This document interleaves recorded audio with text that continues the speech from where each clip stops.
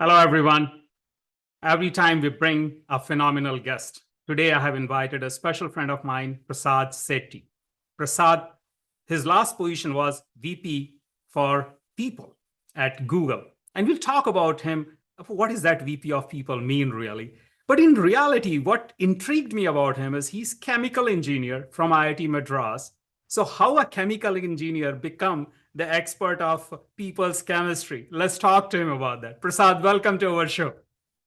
Sanjay, great to be here. And yes, that question about how I transitioned from chemie to people is an enigma in my own mind too. But happy to chat with you and the rest of the IIT community.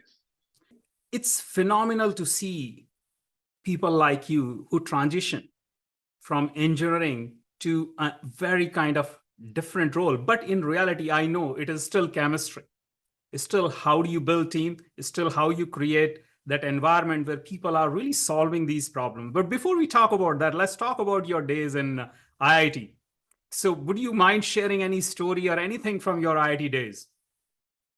Sure, Sanjeev. They were some of the best years of my life, right? We all formed such lifelong friendships, and I certainly had a blast of a time there. I must admit, that was the first time I was staying away from home, and so it was really hard getting adjusted to hostel food in the first semester, etc. But by the time I graduated, I didn't want to leave the place, right? It was just something that just stuck to our hearts and our minds. The one story, several amazing stories that come to mind, but one that I'll share with you is, I think maybe it was in the third year, there was some big cricket competition going on, right?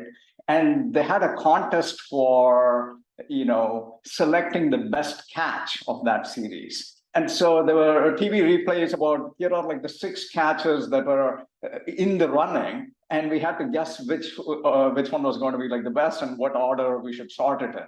Of course, within our wing, we said, hey, we got to compete for this prize. And so one guy went to the computer lab and printed out all the 720 possible combinations of the answers.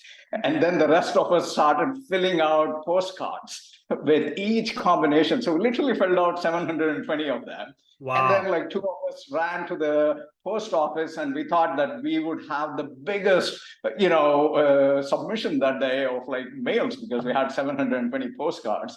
And we go to the general post office in Chennai. And of course, given all the kinds of submissions they have for stocks and so on, ours was a little tiny bundle, but we felt very proud of submitting all of those. And ultimately, we didn't get the first prize, but we got a T-shirt as our reward for submitting this. But all these crazy things, right? Anything was possible. And when you get a group of friends together, you just do all kinds of fun things. And that certainly was my experience there. So that chemical problem became a problem of AI. And I guess there were 720 possible answers, and now you have to find which is the right one, right? Exactly. Sometimes all can be partially wrong. Yeah. That's awesome.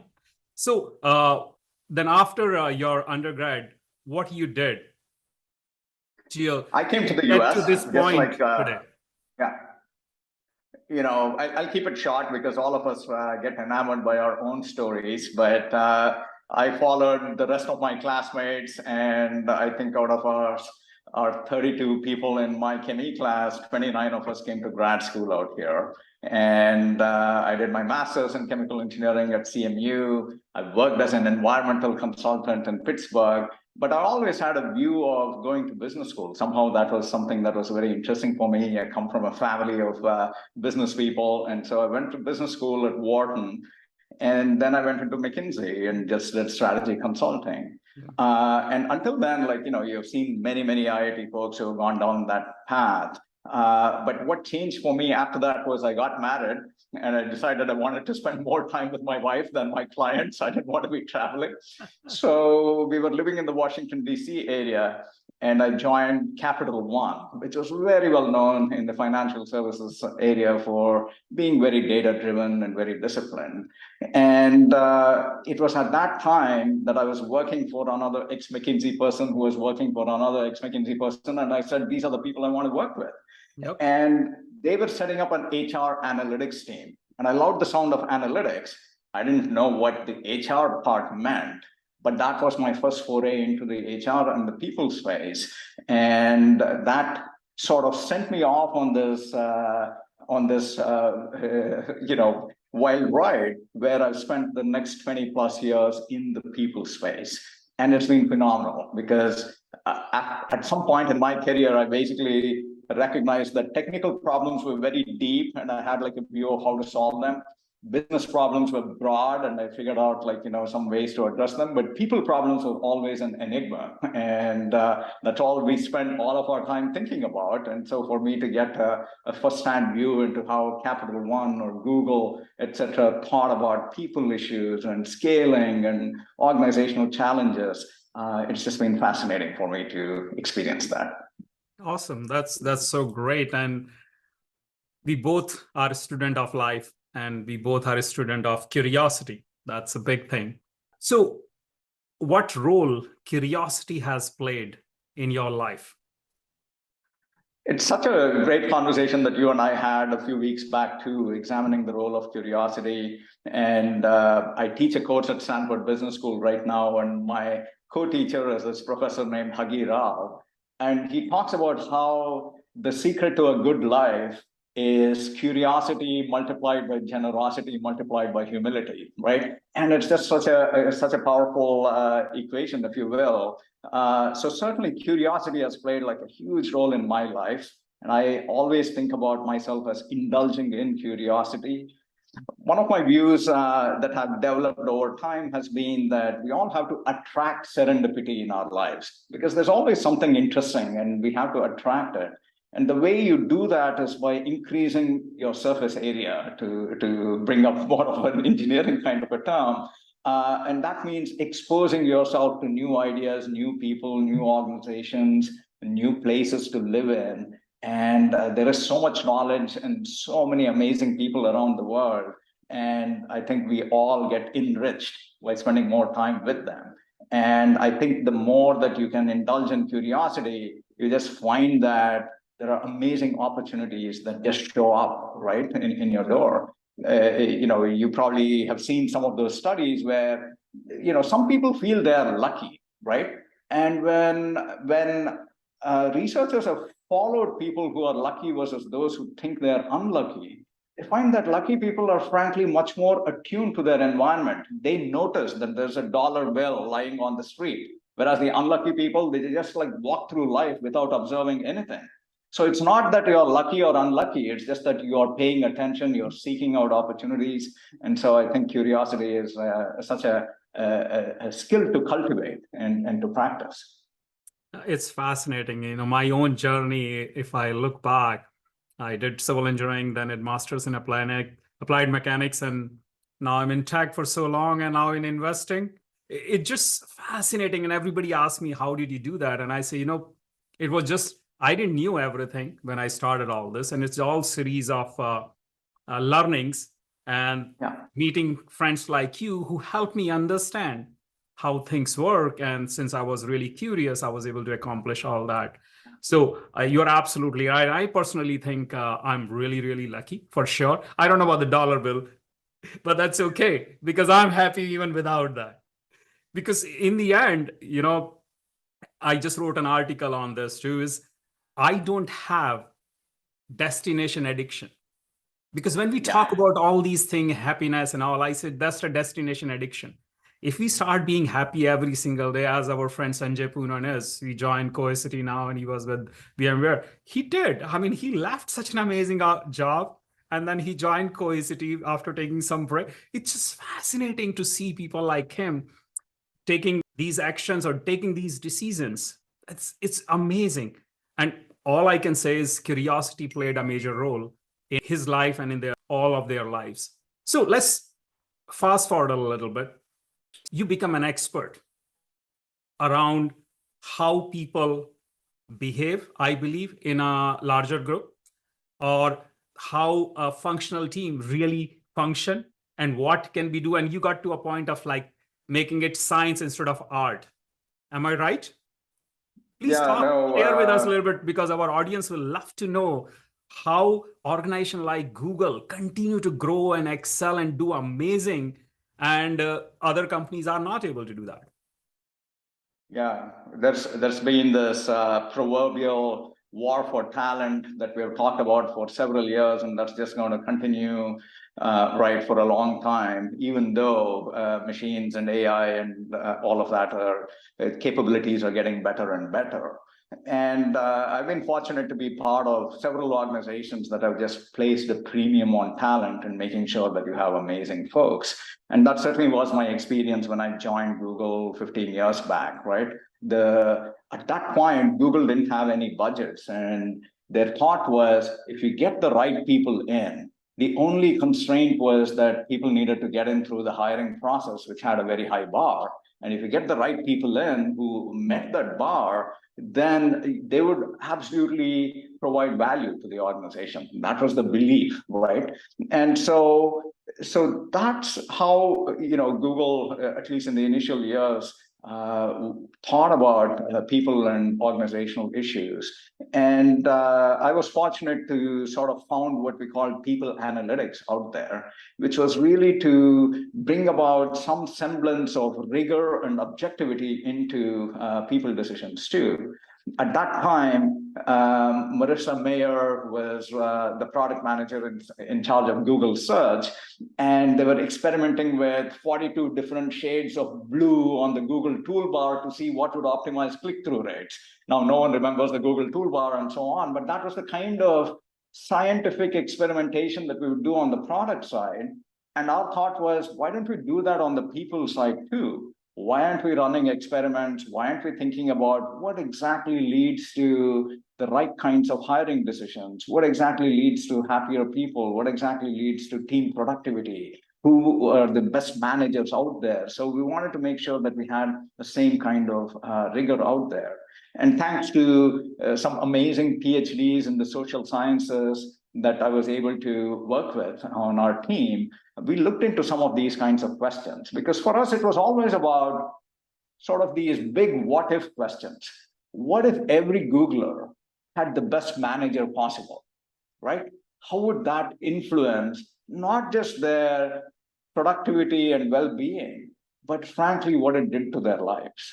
And similarly, we asked ourselves, like, what if everyone could be part of an amazing team always? What would that feel like? What would that do to the organization, but to each person themselves? And so we asked questions like that, and whatever we were able to find, we were able to share it and open source it. There's a site out there called reworkwithgoogle.com. We put a lot of content out there. And specifically on teams, just to give you a little color on what we did out there.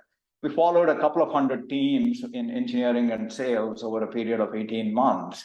And we had quite a few different measures of team productivity. And we were trying to look at two broad types of variables. We ultimately looked at more than 400 different variables that could influence that kind of team output or team productivity. And largely, these were either in the camp of team composition, the size of the team, their location distribution, diversity makeup, performance ratings, skills, etc. So all kinds of variables around the composition of the team on one side. And then the second side was dynamics of the team, right? Like, how did they resolve conflict? How did they come together to set goals and so on? And once we crunched all the numbers, what we found was, to get to the punchline, that team dynamics trumped team composition. And to us, that meant basically any team could be successful if they followed certain types of behaviors and how they interacted with each other. And the foundational element that was most important for team success was this notion called psychological safety. And this is a very clinical sounding term, but there's a lot of research done around it. There's a professor at Harvard Business School, Amy Edmondson, who spent decades researching this terminology. We didn't come up with it. But what psychological safety refers to is whether you feel safe taking interpersonal risks in a team setting. So, for example, do you feel good about challenging the team leader or other people on the team in a team meeting and saying, hey, I don't agree with the position we are going in, because I think this might lead to that kind of bad impact for us? Or do you reserve that type of criticism or sort of a different point of view to the water cooler, at least when we were all going into offices, where you could talk about it with your friends and complain, but you wouldn't bring it up in the main setting, right? And our view was that what we found was that teams that had high psychological safety, all else being equal, outperformed teams that were low in safety by more than 20%, right? Wow. And so that became the big finding for us. And then we spent a lot of time thinking about how do we increase the level of psychological safety all across Google and across all teams. That's so fascinating. So after our conversation 2 weeks ago, I started thinking and I did some research of my own. And so I said, thinking about what are the key attributes of a meta-functional team. So I'm using a word meta because I find it's a phenomenal word, and it's not Facebook meta, it's a different meta, where we really talk about taking some problems which alone we can't even fathom or we can't solve it. So what I learned based on the research I and my team has done is 3 key attributes we came up with. One is trust with your team and among the team. Number 2, we find is the passion. That are they passionate about solving this problem? And as a leader, are you really passionate about it, or you are doing it because you have to do it? And number 3 is ambition. Is it aligned with my growth, what I want to accomplish in my life or not? And interestingly enough, Prasad, what I find, I talked to 12 people so far, and they all agreed in the senses it is in the same order. Now, I don't know what is your experience, because I worked with IBM long time ago. So in a larger organization, do you see that? Because mostly the people I talk to are from a startup world. No, I think all of those types of measures are appropriate, and they make sense in any size organization, in my mind. Some of these things are latent variables, and some of them are more overt, in my view, right? So for example, when we talk about purpose or impact for the team's output, and how necessary it is for the organization, right? Those are things that a team leader or a CEO can go out and say, hey, this is so important for us, for the organization, right? And so those things are very overt, right? The CEO has expressed it, everyone has talked about it, and so that part is key. But you also mentioned things like passion, trust. That is not overt at all. Those are latent. Unless you ask, unless you dig deep, you're not going to find out whether. So the example that I think of is, let's say there's a software engineer at Google who's a search expert. She's been in search for 20 years. She knows how important search is to the future of the organization. It has been, and it will continue to be. But maybe because she spent so much time there, maybe she wants to do something else. Maybe that's not where she's passionate anymore, right? So there's a disconnect now between passion versus impact to the organization. How do you tease that out, and how do you help this person move on and get to the next place in their career and to think about it, right? It has nothing to do with impact. Sure. And so a lot of what we found in the team's research was very similar constructs, but to be clear about what you as a leader can proclaim and say versus what you need to tease out and then manage, because you need to understand who's on the team and what works most for them, right? And that, I think, is the difficult part, and perhaps sometimes ignored part. True. So Prasad, my bolt-on question to that is, so I was good with 3 attributes in the same order. The question I had with everybody, and even myself, is how do you measure that? Yeah. Because if you can measure it, you can manage it. We know that. And we are both are fan of data. Without data, we know we are not going anywhere. Yeah. So question I have for you is, you're talking about 100,000, 200,000, 500,000 employees because you have vendors and all of that in your past job. How Right. do you do that? Yeah. And how do you create that And this, alignment? and this is the tricky part, right? Like if you think about like people stuff in general, there are a few types of attributes. One part of it is behavioral. You can measure, who got promoted and who left the organization and so on. So you can track like, those kinds of Some of those. variables, some of those kinds of things. Or even like inputs into their work, right? Like how much time did you spend on coding, and how many CLs did you submit, and things like that.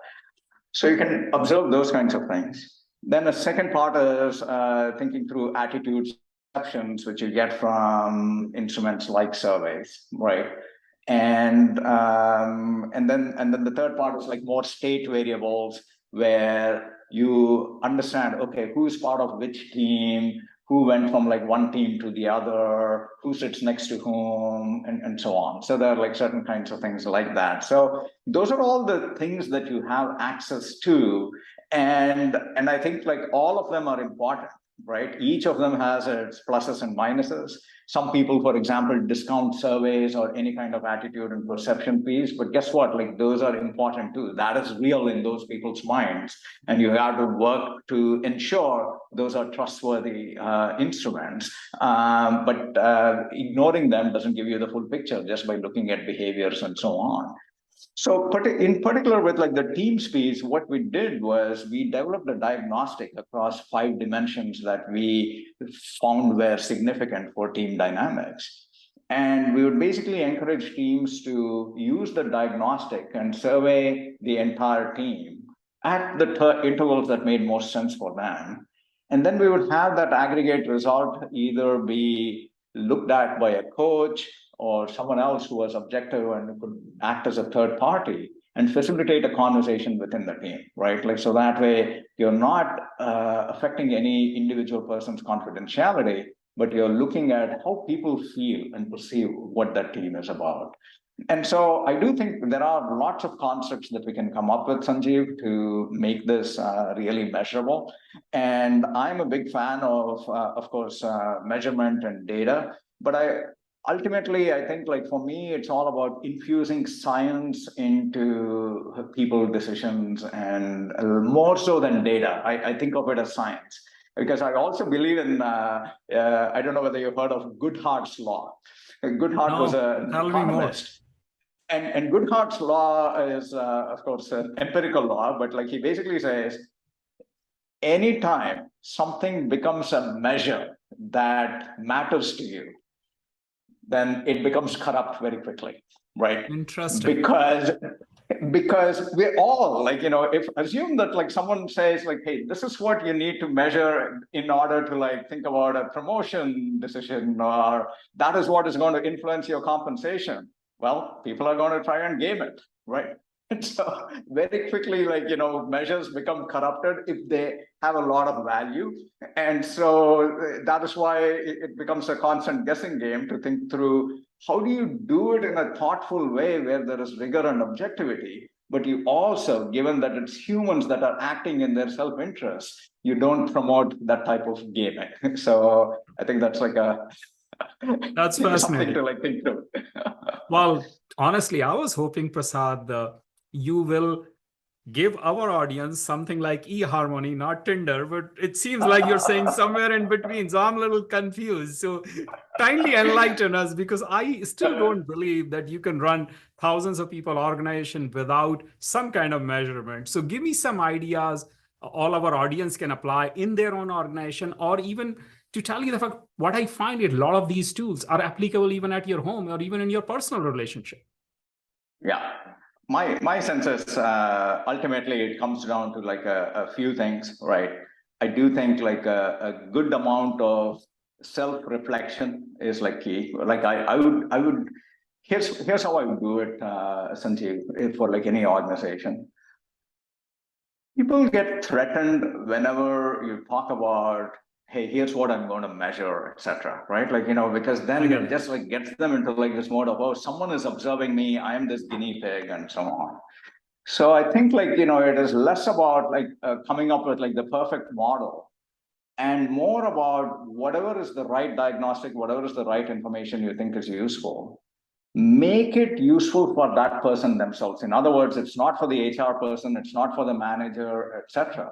It is for you to self-reflect on and to get some feedback about yourself, right? Like, so we would do like quite a few surveys where we would say, hey, we will look at that data in aggregate and report out results to Google.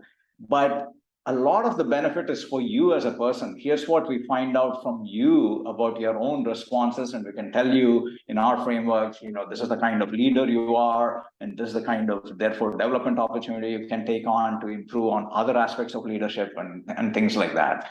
So I think more than anything else, I would view a lot of like these kinds of people measures as being used for development, individual development, rather than for evaluation.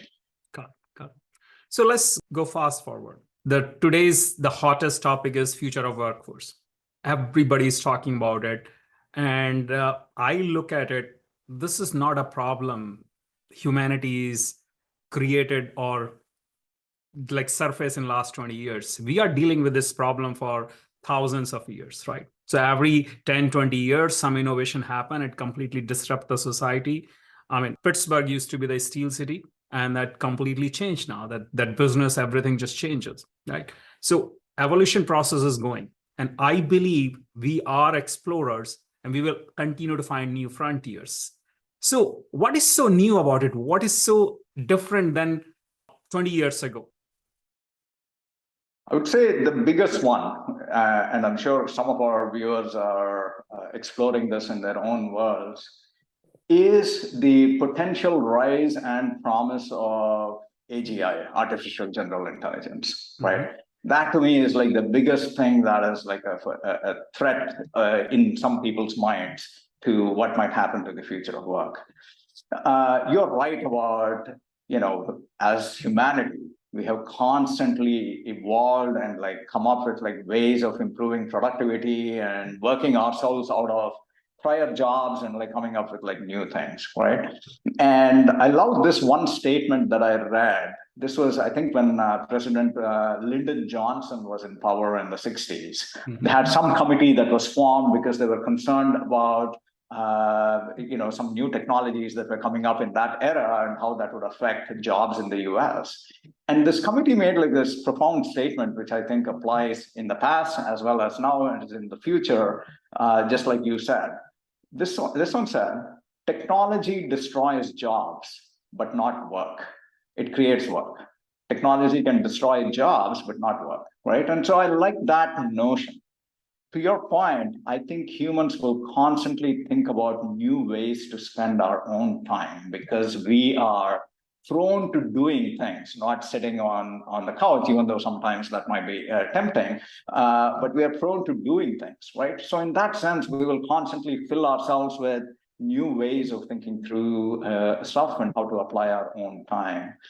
And if you think about like some of the more recent sort of like technological evolutions, certainly industrial robotics has changed how much manpower is being required in factory floors, right? Like significant amplification for human leverage through the use of robots. That's been happening for 40, 50 years now. Software, as you very well know, as an investor, etc., has certainly impacted a whole bunch of jobs too. So industrial robotics has influenced what is basically routine, physically oriented jobs. Software has so far influenced or impacted routine cognitive jobs. The promise of artificial intelligence, and particularly the promise of AGI, artificial general intelligence, as realized, is that it could impact non-routine cognitive jobs. These are the highest paid professions right now. right? That is, I think, like one of the biggest sort of worries, perhaps, or thoughts about, because you look at something like DALI 2 or other kinds of generative image Yeah, it's kind of technology unbelievable. now. It's unbelievable, and it is aimed at creatives, right? Like, you would think that creative professions are the ones that will be least susceptible to technology, but that is where these kinds of technologies, now of course it's not replacing designers or artists, etc., right now, but you can see how quickly this kind of technology has promise. So assume that you have artificial general intelligence, and I love this quote from Sam Altman, who is the founder of Y Combinator as well as OpenAI. Sam Altman says, if artificial general intelligence comes into fruition, you can think of that as the marginal cost of intelligence going down to zero. The marginal cost of intelligence going down to Interesting. zero. Imagine the possibilities if Yeah. intelligence costs nothing. So intelligence as a service, new SaaS business, IaaS, right? That is what is in our future. Yeah. And so if that happens, Sanjeev, what happens to all of our amazing IIT grads from 2030, 2040? Like, what are they going to be doing?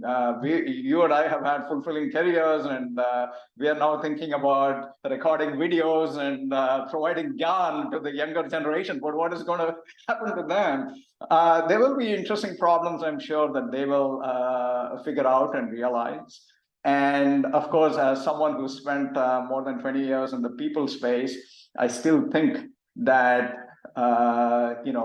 you need people and their creativity to think about care and compassion for other people. So that kind of community-related efforts will perhaps be something that we will always be doing, and maybe we will value that a lot more in the future, and that becomes some kind of very important profession, right? And so maybe machines will start writing code themselves. Like GitHub now has this Copilot, right? Which is fascinating. It's helping software programmers be more productive because it recognizes when it can come up with like suggestions on when you can do things better. And so I think, on the one hand, I think anything that we do hopefully will get amplified and we'll all get more leverage, right, in the future. But I am also hopeful that people will always find interesting, great ways to use their time and their energy. And so I don't subscribe to a dystopian world, for sure. Yeah, 100%. And I'm not, I don't believe in that. I truly believe that as humanity, every few decades, earlier it used to be like century, now it came to decade, we have to reinvent ourselves. Even if I look back, the education and studies and all the learnings I had 20 years ago, there is no way I will be here if I stop there. So I believe today we are living in the world of continuous learning.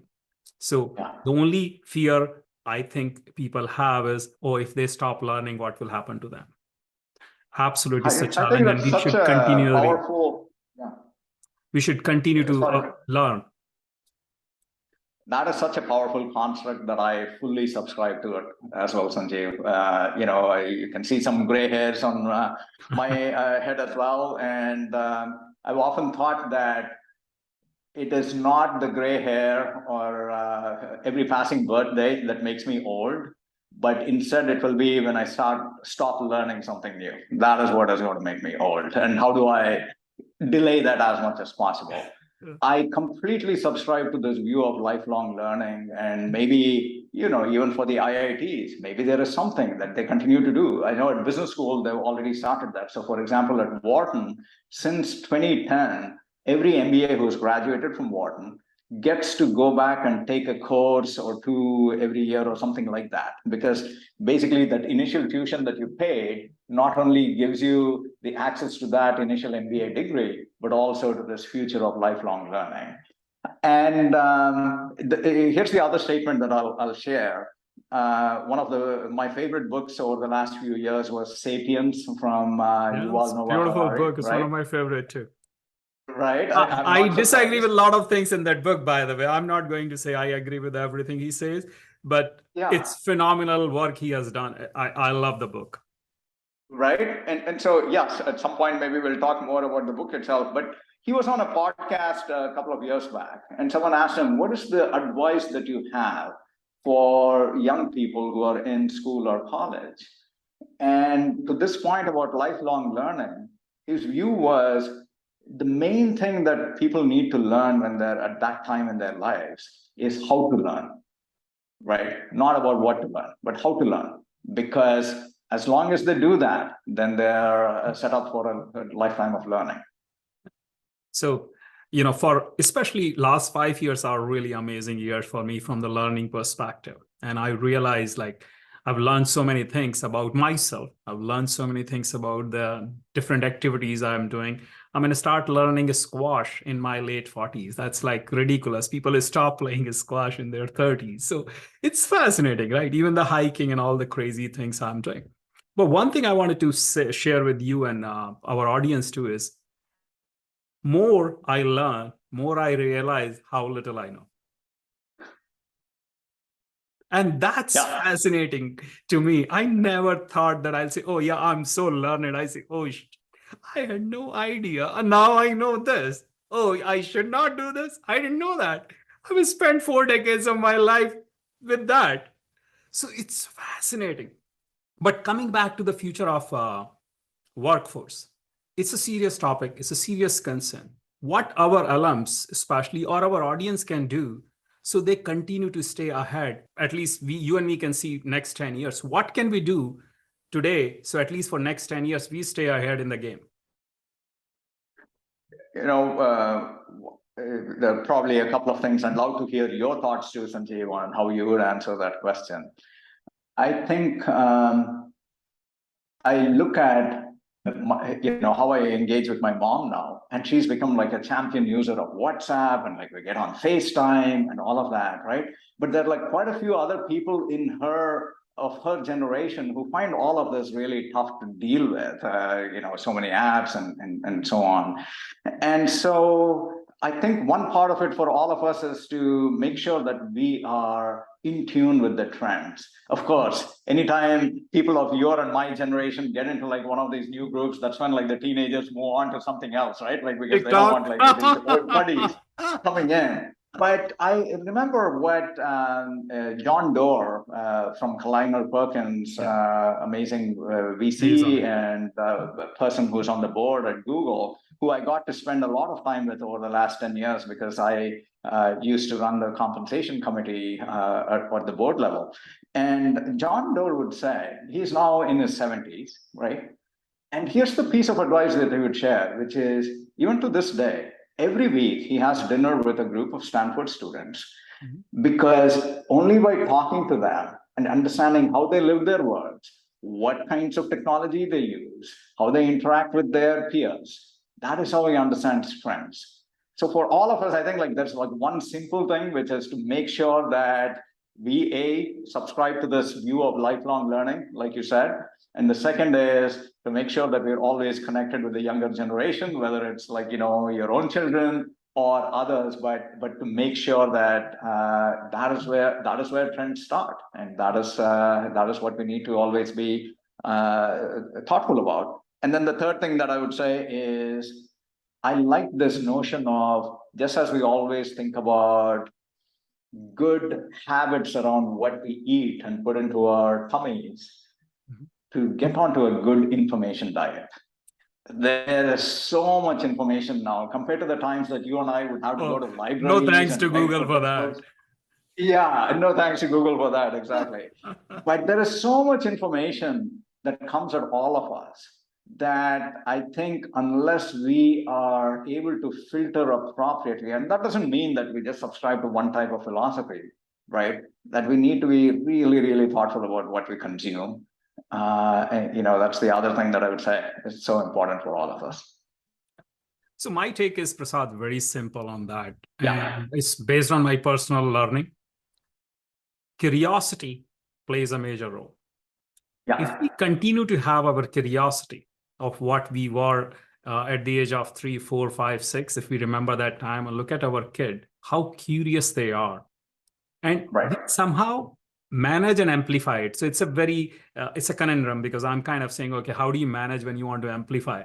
And that's where the challenge is with the right information, was what you're talking about. So the one big thing, and that's a bolt-on question I have for you, is people have asked me when I said, hey, I'm going to bring Prasad on the show, it says, ask him about moonlighting. So What should is we encourage moonlighting? or not? So the answer, in my opinion, is we have to create an environment in our organization where people can do things different.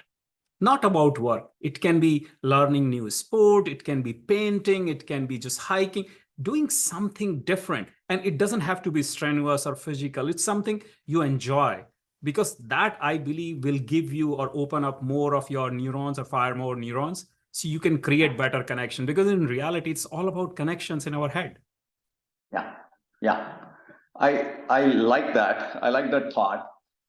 You know, as I think about models for success, Sanjeev, I think there's like one model that is particularly applicable in the field of engineering or sciences, which is very much a depth-oriented model, right? Like where you get to be an expert. You know, I was reading this fascinating story of this year's Nobel Prize in chemistry winners, right? Like, you know, fascinating stories of how they fell in love with organic chemistry. I don't know how it is possible, but some people apparently do fall in love with organic chemistry and spend the next 30 years doing some amazing research that gives them those kinds of possibilities.